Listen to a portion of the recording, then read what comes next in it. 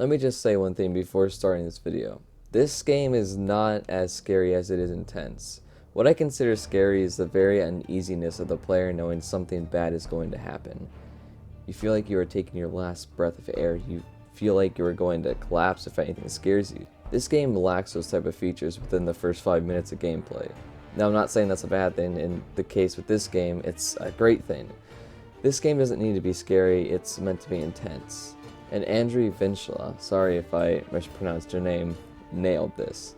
Why I call this intense is simply because of the one-on-one interaction between the hunter and the hunted. Literally in seconds, those roles can be flipped with you being the hunted instead of the hunter.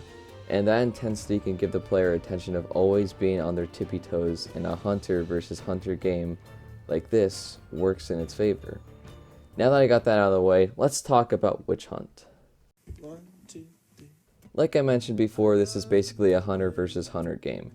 Your main objective is to hunt down beasts around the local town and kill them. Gain coins to buy upgrades or more ammo. Hunt down monsters to obtain mana to use special abilities to either hunt down the beasts or kill them. Always make sure your guns are loaded, and it's as simple as that. Your main 3 weapons are a rifle, a shotgun-like pistol, and a pirate sword. Each weapon, of course, is used for several different purposes and have their own properties with them. The rifle is long-ranged and takes the most amount of time to reload, but can deal heavy blows if you can aim. The pistol does a lot of damage up close and is mainly used as a secondary to the rifle. And finally, the sword, a fast weapon used for close range, dealing little damage but can scare off enemies and possibly kill them. Despite some lacking enough power to really kill anything, they all serve as a unique loadout for the overpowered Van Helsing you play as. I wanted to touch on this topic because it serves as a great part of the game. Do you remember when I said this game isn't scary? Well, the atmosphere kind of makes up for it. It's not dreadfully scary, but it can hide enemies scaring the ever-living shit out of you. One thing to mention as well is the brightness of the game. It's not too dark to the point of where you can't see anything, and it's not too bright so you can see everything. It's a perfect blend of both worlds, and it works tremendously.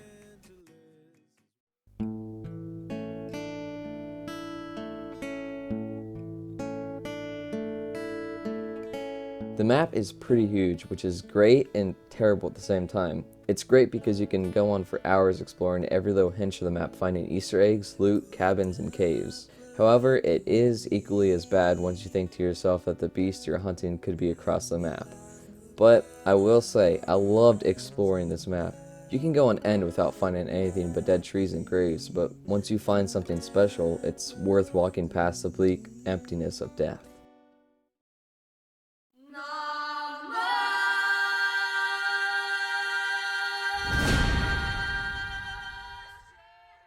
The beast is actually challenging and fun to play against. My first thoughts when playing was thinking this boss-like character would just circle around one spot and I would find him easily and then kill him. Apparently I was wrong, and I'm extremely happy about it. The beast doesn't even have a certain pathway, it just roams around the map looking for scraps of food, and it just made the game 10 times more realistic.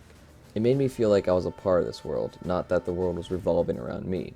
Also, being an overpowered human with a gun didn't stop the beast at all from being challenging. First, he's extremely hard to find since he's twice your speed, and is usually roaming away from the player. Second, once you find him and shoot him, he'll just run away in pain. Third, once he finds you, your entire career is out the window. I will say that he's extremely frustrating to play up against.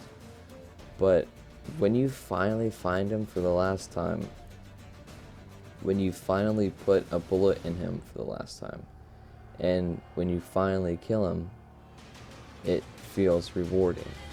All those times of dying, hunting, and repeat had led you to this moment. Once you finally kill the beast, you feel pretty accomplished, and not a lot of games can do that.